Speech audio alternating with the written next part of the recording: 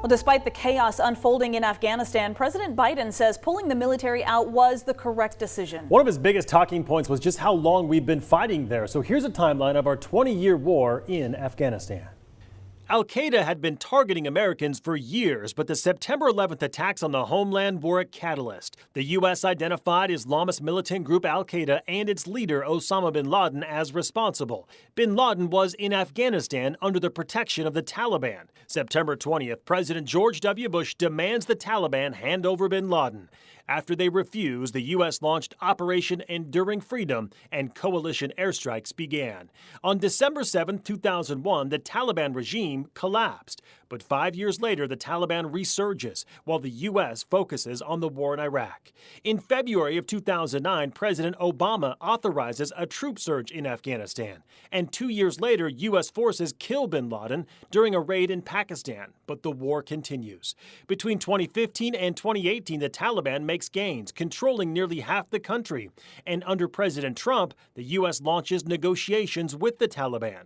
In February of 2020, the Taliban and the U.S. sign a deal to withdraw U.S. troops in May of 2021. In April of this year, President Biden announced the U.S. would withdraw by September 11th. The Taliban moved quickly. They launched an offensive in May.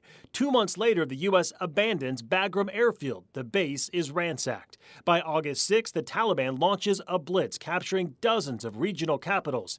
Just 4 days later, Kabul is surrounded. And within days, the U.S. embassy is evacuated, the Afghan president flees the country, and the Taliban takes control. So it is an abrupt ending to what has been that 20-year U.S.-led effort to restructure the Afghan government and its military. And for some local veterans who served in Afghanistan, it's met with mixed emotions. Our sister station in Boise actually spoke with 2 Marine Corps veterans who were in Afghanistan in 2009 and 2010. When we were there, it was the most hostile area in all of Afghanistan, and we killed a lot of Taliban, and we brought peace to the area. And again, it hurts me to see what's going on now, but we needed to get out, but I think this could have been coordinated a lot better than what we're seeing. So that is a sentiment that retired Sergeant Major Shea Henry echoed as well. He says he never felt good about pulling out of Afghanistan because he feared exactly what we are seeing today, with the Taliban quickly overtaking the Afghan government.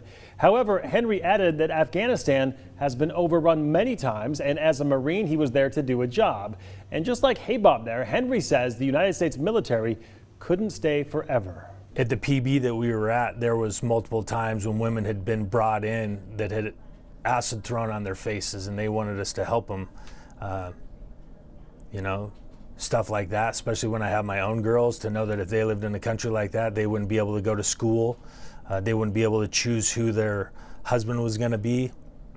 That they can't hold any kind of positions of authority over there. You can't even fly a kite over there.